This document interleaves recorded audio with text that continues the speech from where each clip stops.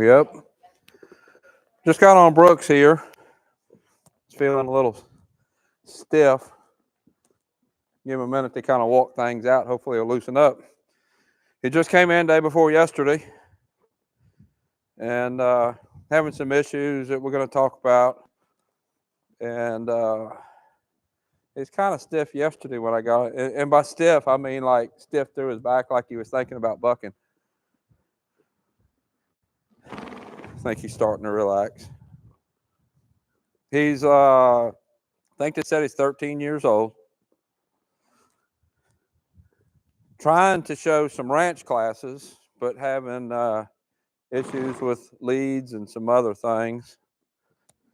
And just noticed right then when I got on, he was stiff like he was thinking about bucking. So I need to be paying attention to what else is going on. There's a chance that he could be sore somewhere. If he is, I need to try to isolate about where to come up with a plan.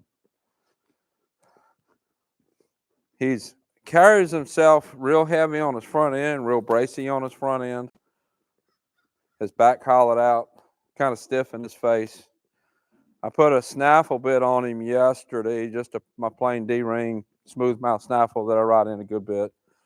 And it wasn't helping me round his back much. So today I have this low port grazing bit on him. See if that'll kind of help me bridle him up a little bit better. He laid down in the stall and got poop all over his leg back there, so I rinsed him off. That's why you see his back leg. It looks wetter or different color or dirty or something. I rinsed it off before I saddled him up. He's had kind of runny manure since he came in. Not terrible, but softer than what it should be. So he's a little bit nervous, a little bit worried. As far as that, I am giving him a good bit of hay, plain grass hay, keeping his grain cut back, make sure his stomach kind of settles in and relaxes in. If anybody's got any questions about him, put them in the comments and we'll talk about him. The main issue that the owner told me was they're having trouble with right lead. That's the biggest issue as far as getting him shown. So I'm going to be working on why he's not wanting to pick up the right lead, working through whether it's something physical of some sort, whether it's just inverting his back, heavy on his front end, and that's why he's not picking up the right lead, or maybe he's hurting somewhere and not picking up the right lead and hollowing his back because he's hurting somewhere. So we're going to work through that and talk about what he's doing and see what we can work out. Just walking around here, I do a good bit of walking. Most of you that follow me know that. And just walking around here, I can feel that he's wanting to bring his shoulders to the right, bring his head to the left. That is definitely going to cause some right lead issues. That locks this shoulder down and makes it so really the only lead he can pick up is the left lead.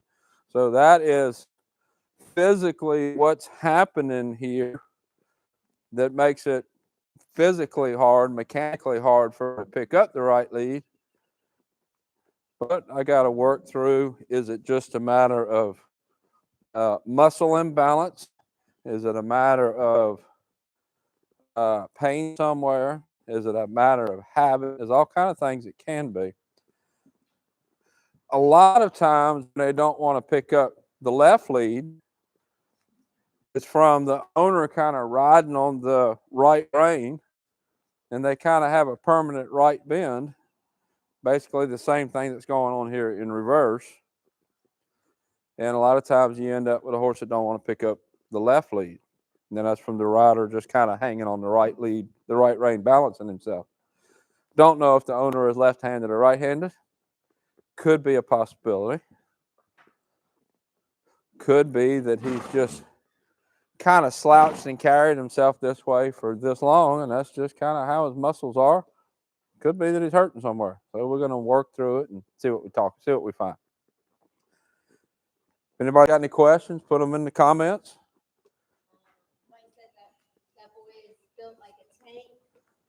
We have when an owner presents the problem for their horse sent to you, do you also ask follow-up to identify the cause and not the symptoms, or do you let the horse go? Okay, so yeah, somebody commented he's built like a tank. He is.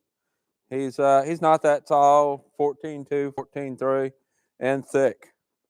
Very thick, very muscle, and real pretty dun colored. So yeah, he is built like a tank. He is stout.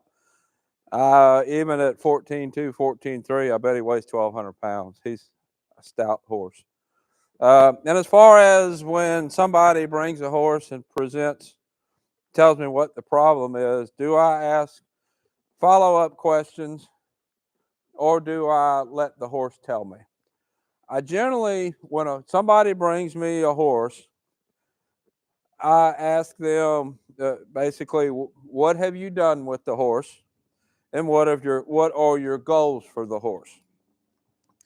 And a horse that they're having a problem with, I'll ask, what is the problem that the horse is giving you? And generally, that's about all the questions that I ask.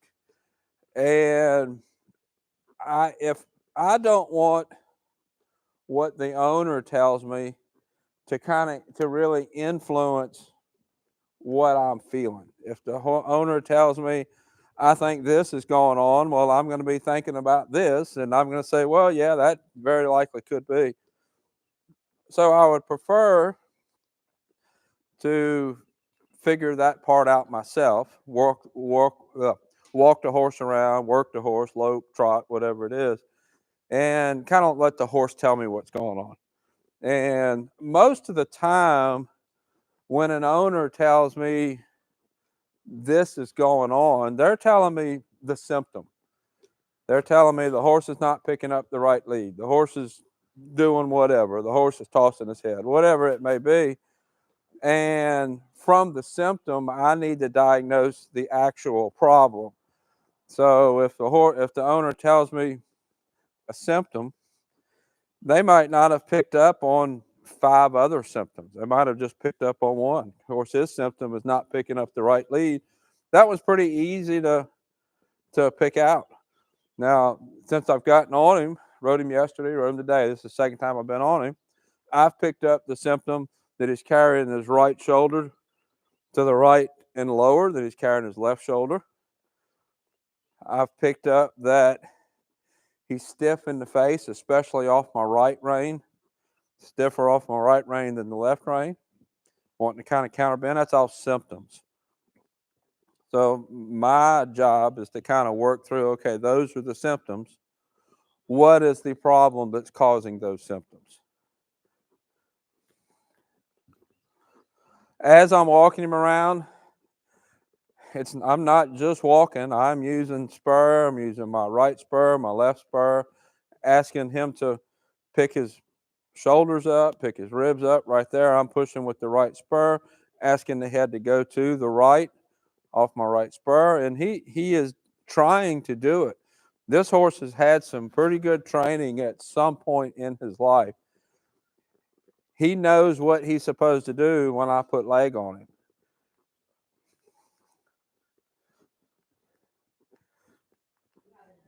Okay, what's the other question? Can you explain why a horse that doesn't want to take a lead on one side under saddle will do it lunging? So if a horse doesn't want to pick a lead, one particular lead under saddle, why would they do it lunging? Well, there's all kind of reasons. It depends on why they're not wanting to pick that lead up. It could be saddle fit. It could be rider balance. It could be rider holding on one rein when they ask for it. That's probably going to be something more rider or tack influence in the lead. A horse that just wants to counterbend like he is, most likely, if I was to lunge him, he wouldn't want to pick up the right lead on the lunge line either. So if the horse is picking up the both leads on a lunge line, but not picking up both leads under saddle, that's probably something the rider is doing to influence the lead. And most of the time, not all the time, but most of the time, that is when the horse gets ready to lope off. The rider feels that, kind of tightens down on one hand or the other, balancing himself and throwing that horse off balance and out of frame. That's usually what's causing that. It could be other things. It could be saddle fit. It could be rider with a lot of weight on one stirrup, not on the other. It could be several things, but usually that's the rider hanging on one rein. Let's ask for a trot and see what we get. All right, what's the other question?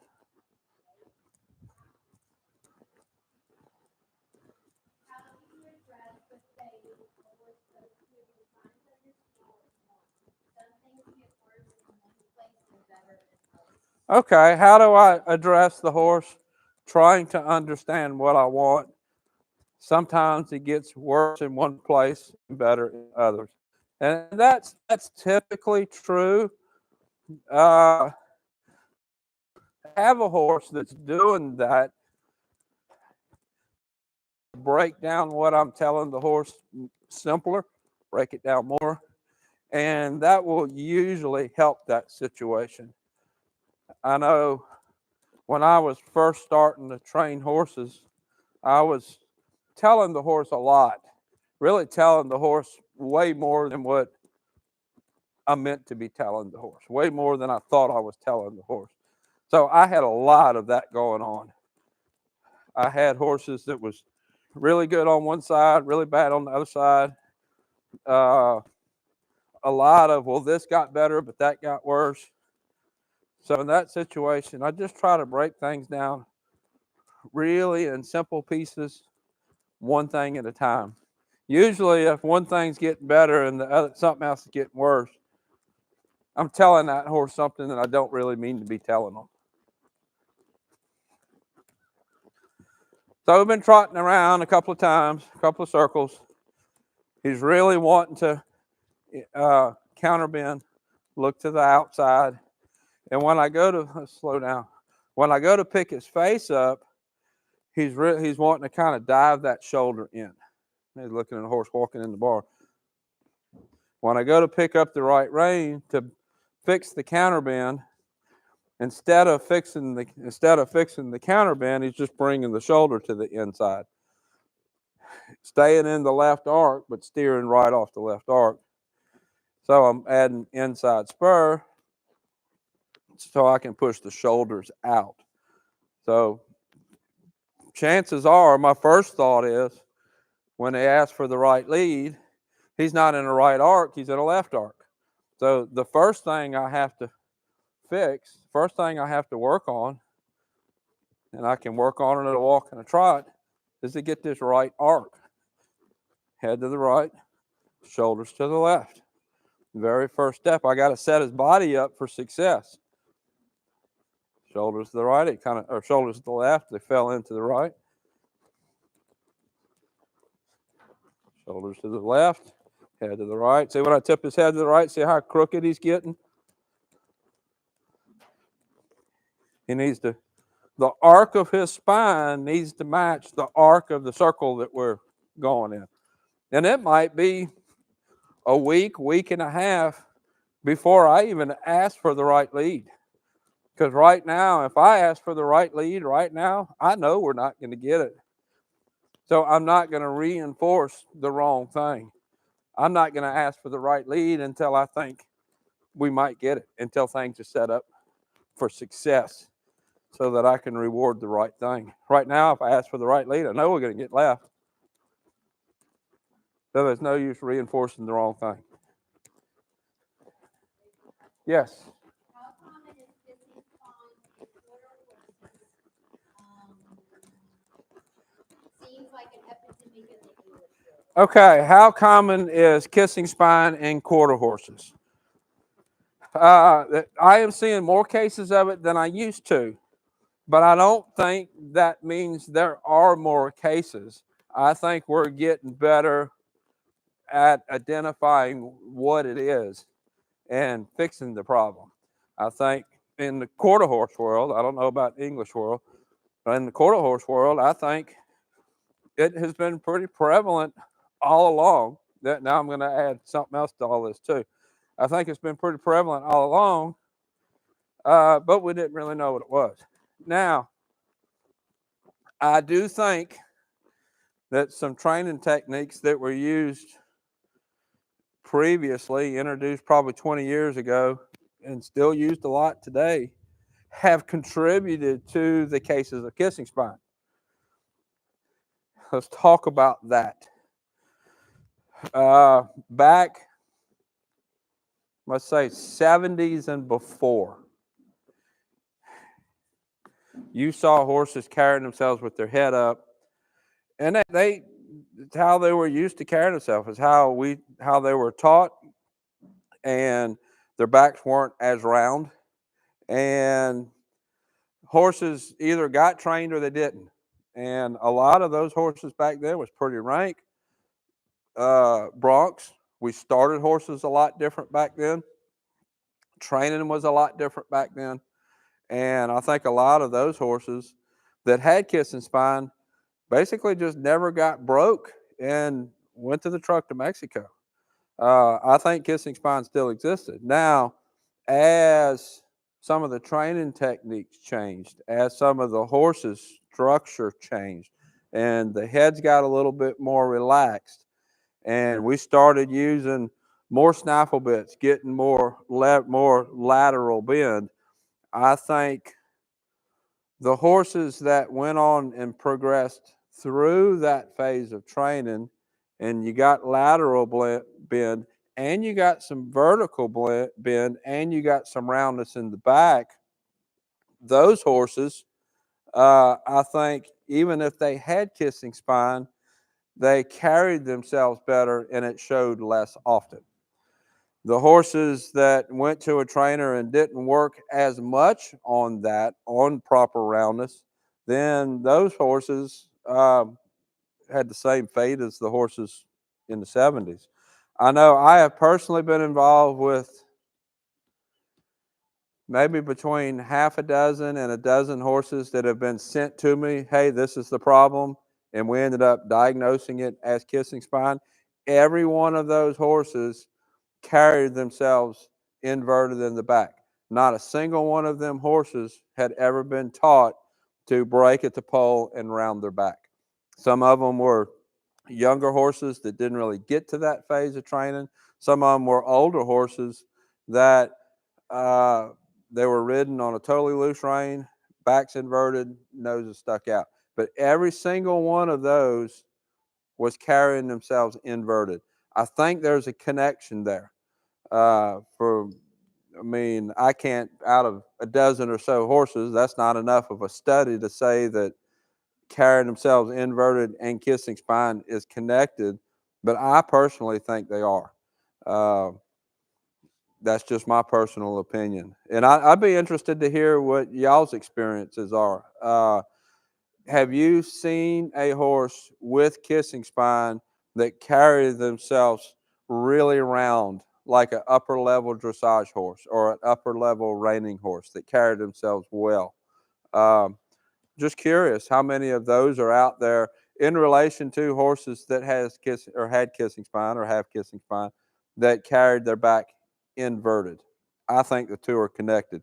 Most of the time when a horse has kissing spine and the x-ray it, the issue is at the top of the vertebrae. I've never seen an issue be at the bottom of the vertebrae. It's always at the top, which tells me if that horse was rounded, that kissing spine would have never developed because the horse inverted his back, the spine touched, caused the inflammation, and then it got degenerative from there. Now, maybe there's a genetic issue going on there that makes the horse more prone to it. I don't know. There's a lot of factors there that I don't think we know enough about to really have an educated opinion. But in general, I think kissing spine has always been as prevalent as it is now. We just didn't know enough about it to diagnose it and treat it. Sebastian said, my suspicion is that kissing spine is more common in the English world because I think horse saddle fit is more common, which encourages the horse to carry itself. Okay, Sebastian says he thinks it's that kissing spine is more prominent in the English world, caused from poor saddle fit, causing issues with the back. That very well be. I can see that as being a very uh, legitimate way of thinking. That's very possible. And saddle fit is definitely an issue in the English world. In fact, me and Sebastian messaged about this morning. Saddle fit is definitely an issue in the Western world. That's what I meant to say.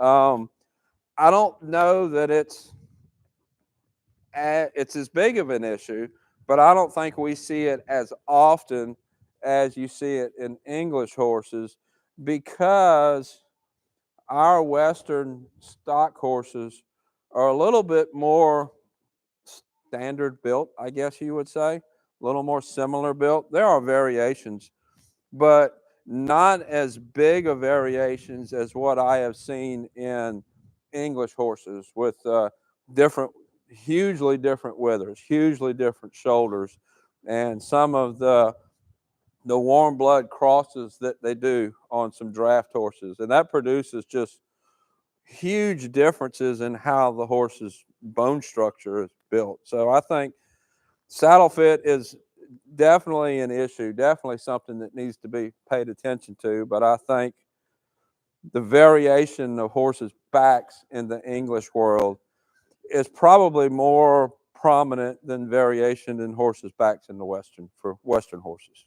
Okay, Gail, which is the one that asked the question about the kissing spine, said, the research I have seen backs up your opinion about inverting and contributing to. Okay, so Gail, she's the one that asked the question about kissing spine, said that the research that she has read backs up my opinion. So that's just my opinion with the horses I've been involved with. Uh, I do think there's a connection there. Well, why would like to know, is this a diagnostic guide or is this just a final start to fix? Okay, so Wild Y asked, is this a diagnostic ride or a find and start the fix? It's a little bit of both. I rode him yesterday, so I had an idea of what was going on. I already knew about him carrying himself inverted, carrying himself to the left. So that part of the diagnostic, I knew when I got on the day. But I still don't know the whys behind that. So diagnosing, I mean, why is he carrying himself that way? Could be muscular, could be a whole bunch of different things. And I'm starting to kind of fix. So I have been going around almost solely to the right, asking him to bend to the right, bend his neck to the right, bend his body to the right. I'm putting him in a position that he hasn't been in very much. And I'm watching to see what happens. He might soften and just get that way. He might show me, oh, this hurts. This is why I haven't been doing it. And sometimes I need a little bit of that. I need you to tell me this thing hurts, or I need you to tell me, okay, I'll bend that way, no problem. I'm not used to it, but I can do that. So that's I'm a little bit in that process still. Some walking, a lot of trotting. Let's go back to trot. His attention, oh, excuse me, his attention's kind of bouncing around. A garbage truck just went by, and he looked at it and looked at the horses out there. Now, as I'm trotting him around, I'm using my right hand to ask him to break at the pole, lift the shoulder, use my right leg. Same thing as my bend counter bend exercise. I'm asking him to bend. Not really asking him to overbend yet. I'm just saying, hey, we're going to the right. Let's bend to the right and let's get in the correct body position.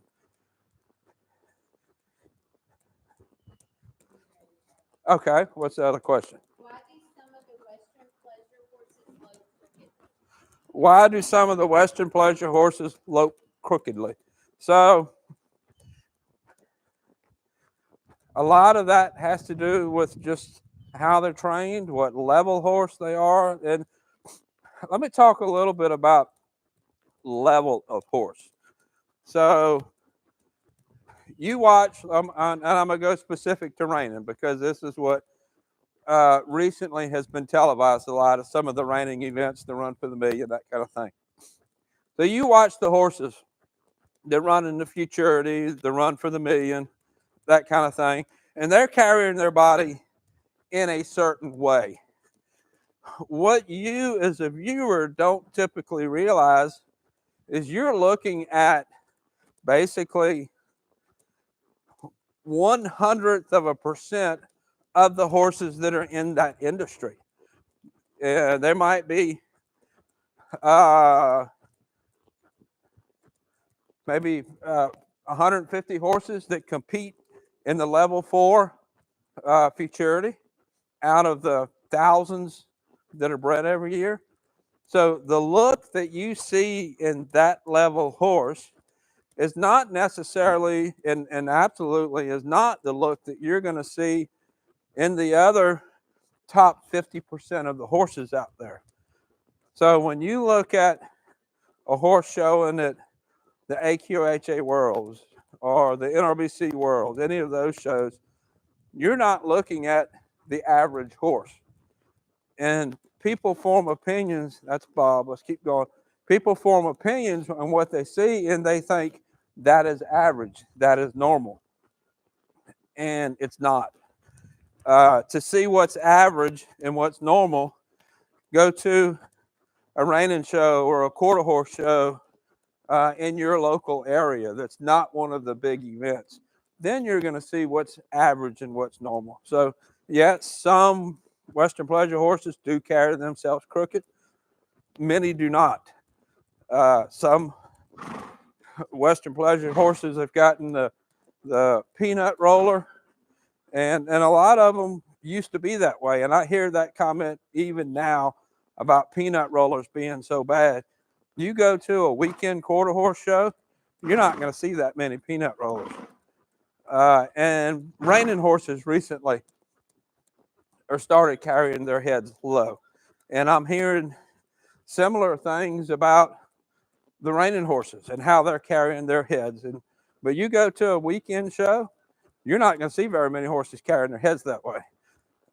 So make sure when you see a horse doing something and you form an opinion about that event, that you're looking at basically an average horse, and you're not looking at one of the top 100th of 1% of the horses in that event. So that's, I guess that's my long-winded answer to that.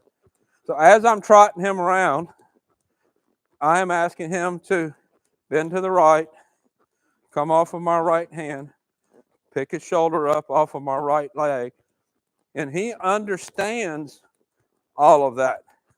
Doesn't do it particularly as well as I would like. He's doing it better than he was when I started.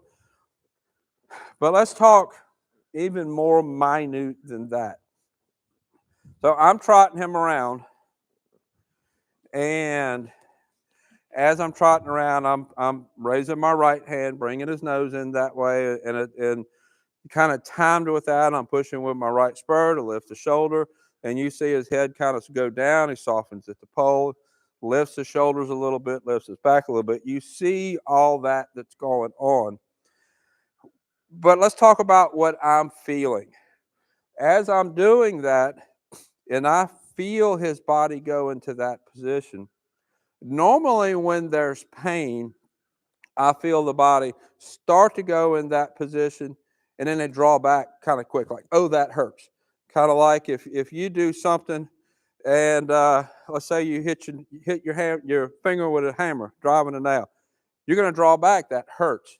Well, as I'm putting him in this position, I'm not feeling him draw back like it hurts. That's a really big key.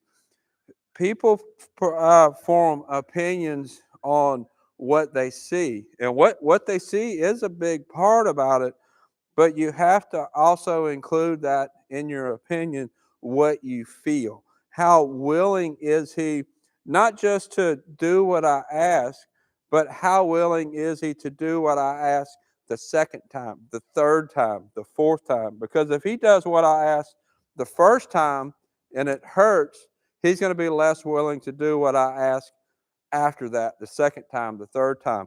What I am feeling with him as I go around, and the more I ask him to do that thing, the more willing he's becoming to do it.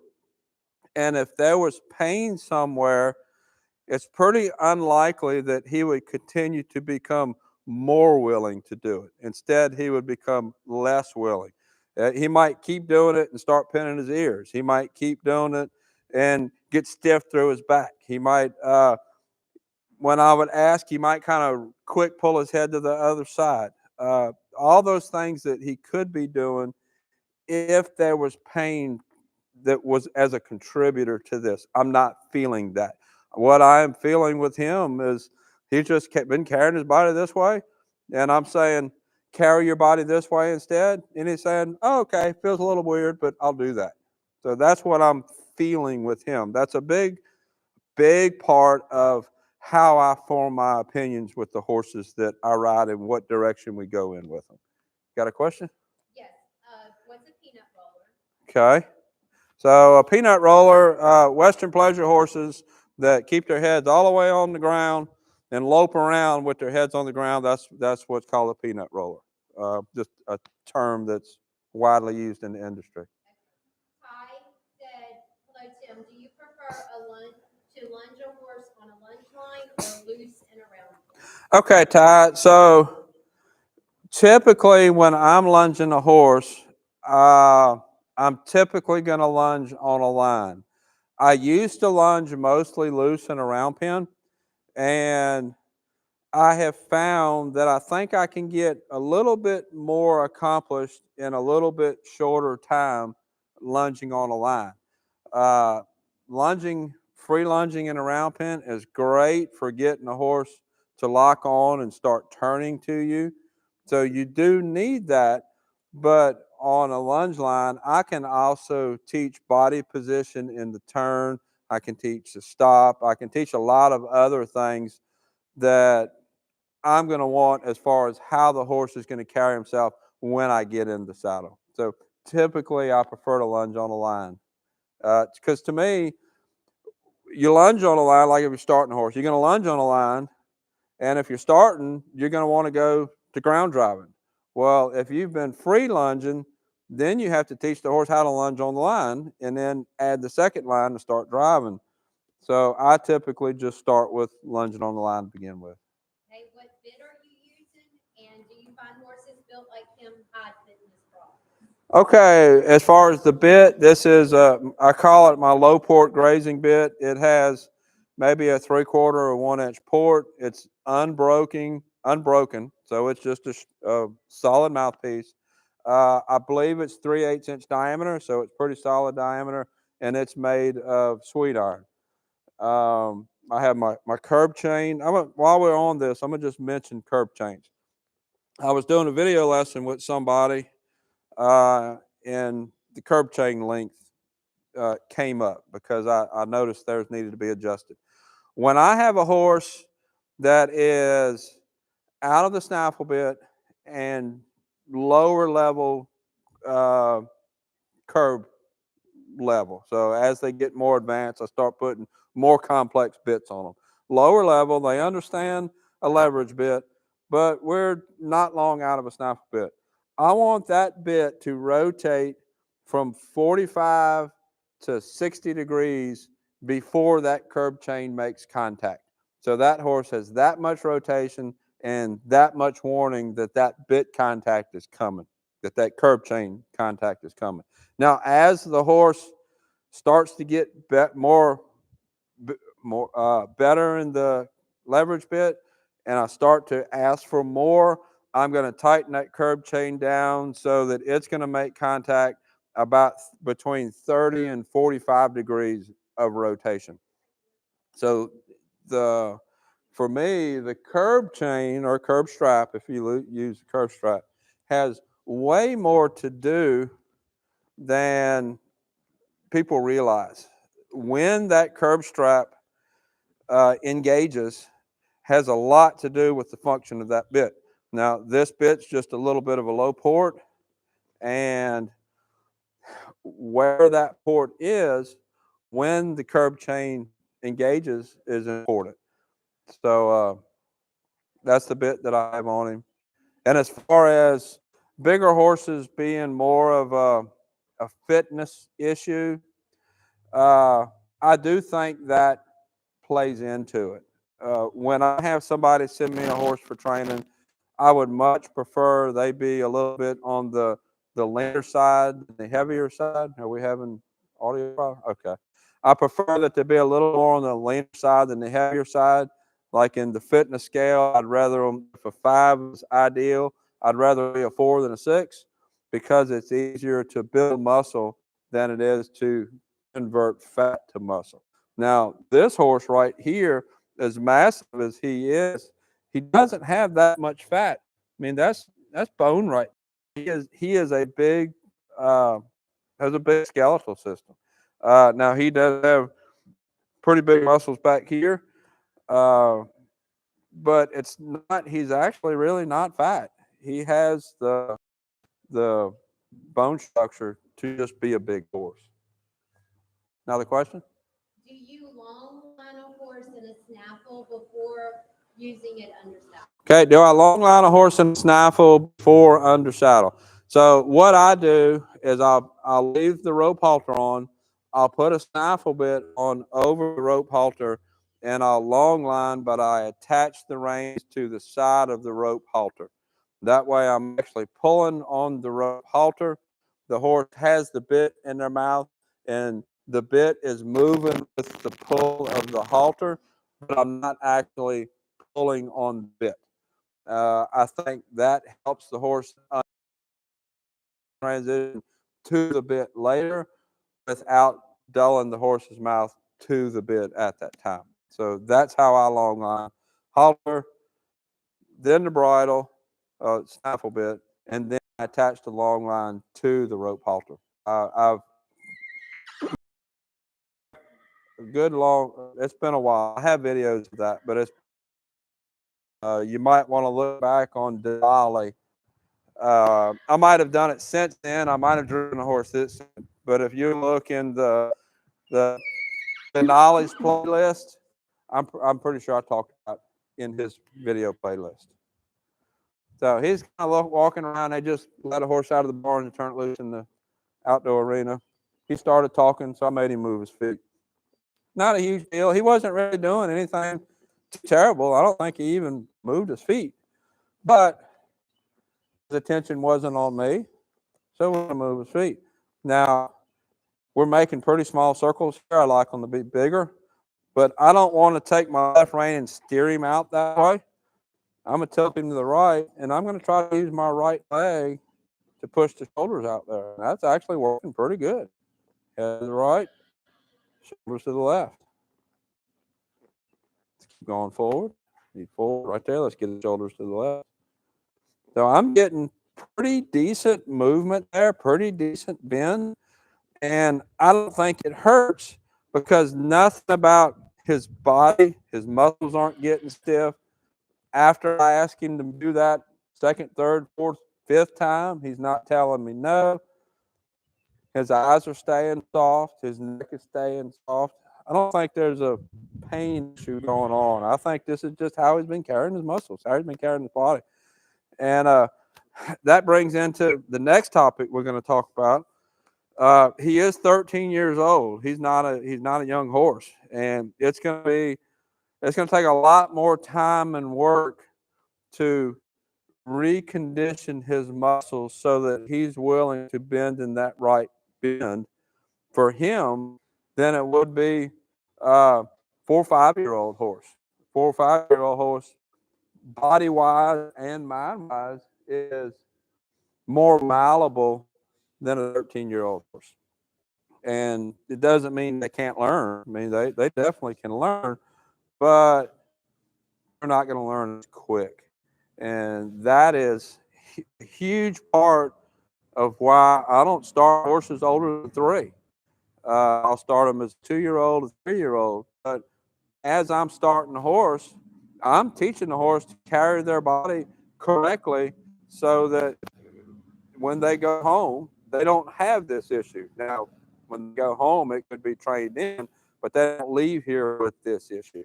And as you're working your horse, you need to be working your horse so that he carries his body correctly.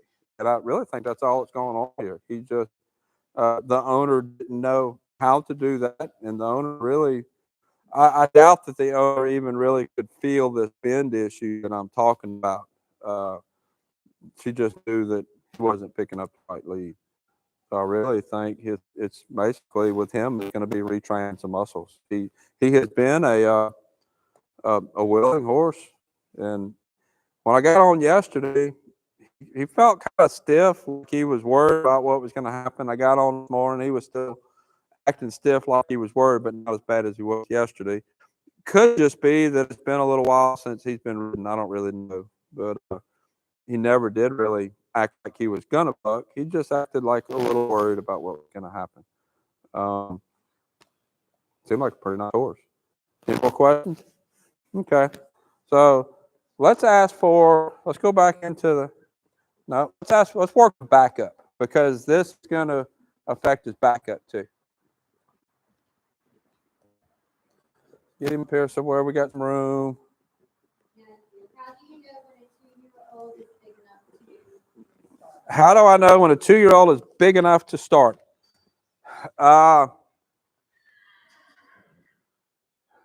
Big enough has very little to do with it. Big enough has, let me rephrase that. Big enough has nothing to do with when to start. Their mind tells you when to start. Big enough determines how you start them and how much pressure you put on them. That's what big enough determines. Their mind tells you when it's time to start. And at 2 years old, they're going to be getting in trouble. They're going to act like a kid in school that's being challenged. And a lot of owners miss it, and then they start saying, "Well, he's starting to crib, or he's starting to get pushy. He don't lead in and out of the barn as good as he used to. Getting mischievous."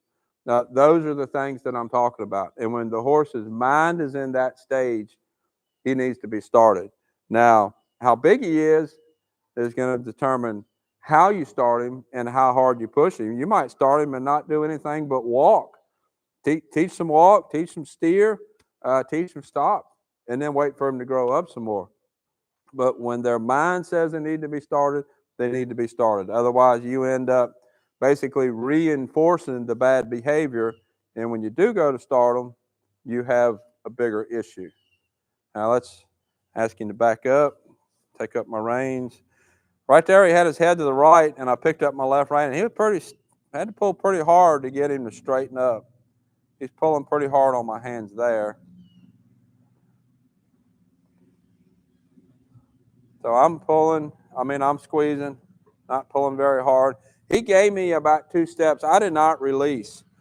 The reason I didn't release is because I'm pretty sure this horse knows how to do better.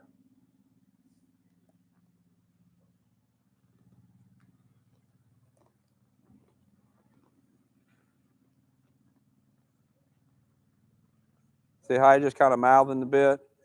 His back is real hollowed out. Nose is up. I'm going to work my legs a little bit. Kind of, there we go. Well, now I'm not going to release. He's still pulling on my hands.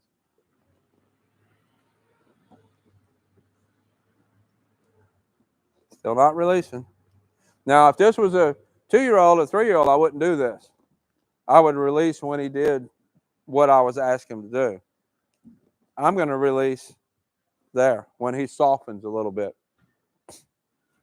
Totally different situation there. This horse knows how to back up. I'm sure in 13 years he has been backed up. So we're working on backing up correctly. Young horse that I thought didn't know how to back up, yeah, I would have released sooner.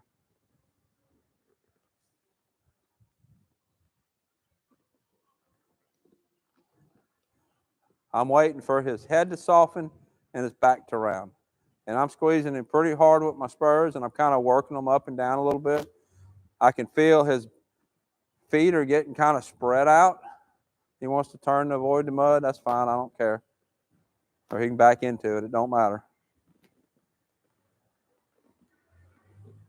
He actually, when he took the back in and stepped it over this way, he actually rounded his back up when he did that. He got the more worried about the mud than what I was asking him to do. Let's ask again. Squeeze. Release. That one wasn't too bad. Didn't really push on my hands. Lifted his back a little bit, not a lot. A little bit in the right direction, so I reward it.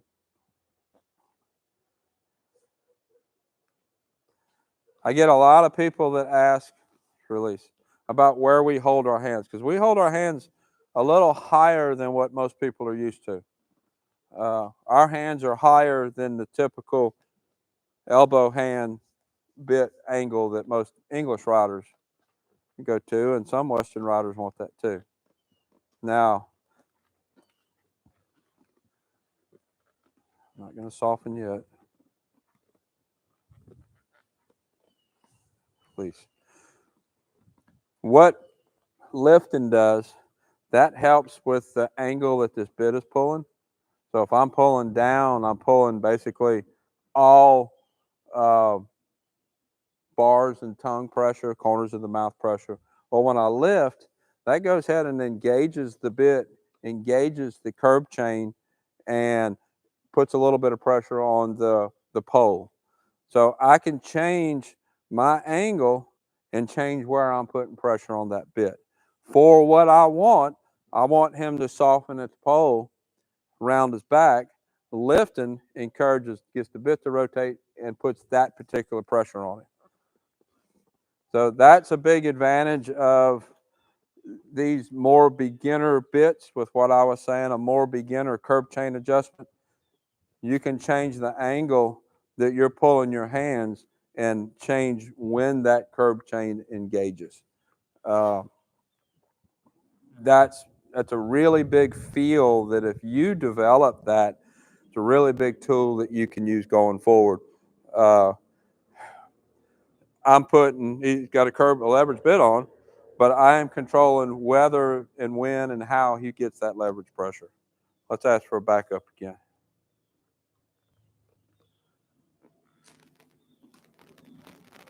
Okay, that time he's actually backing with his body bent to the left a little bit. The first time he actually was pretty straight. So what I'm going to do is ask him, the motorcycle going by, I'm going to ask him to move his shoulders to the left, and let's ask for a backup again.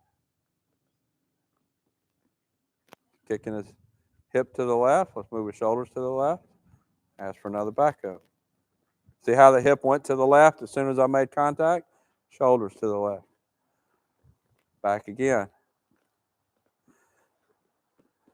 Hips going to the left, and bring the shoulders to the left. One big thing when you're working the backup, and you're working a horse that wants to back up crooked, you want the horse to back with the back end engaged, shoulders round, back round, shoulders soft. I am not going to put the leg in the back and push that hip that is going back on his front end. And that's not really fixing the problem that made the horse back crooked to begin with. His hip goes this way because his shoulder's going that way. It's the shoulder that's making the hip go.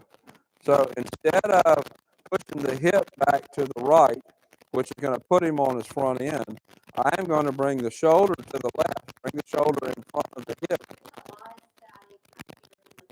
Okay, we'll end pretty quick. So so I'm going to bring the shoulder to the left, which will actually fix the problem. Did it go away? No? Okay. We ain't far from done. See right there, it's kind of hanging on that right rein.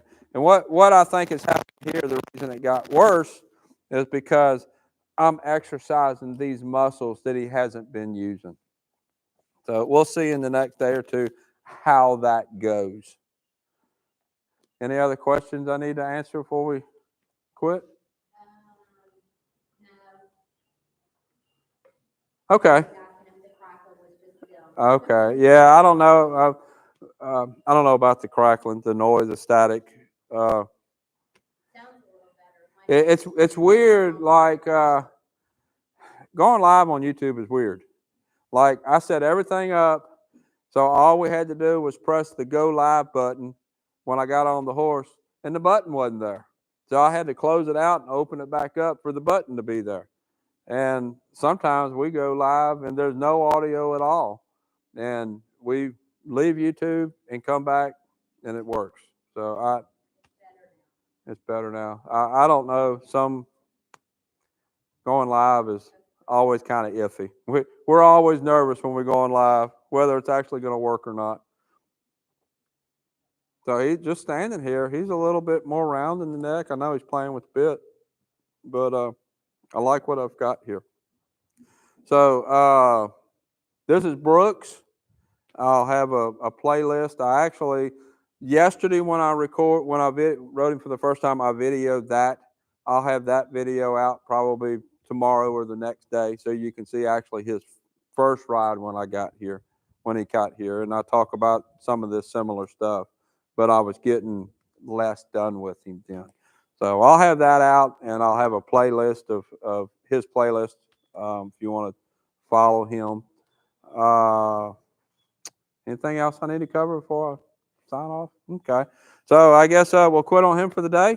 And I appreciate everybody for tuning in and watching and your great questions. Until next time, thank you for watching.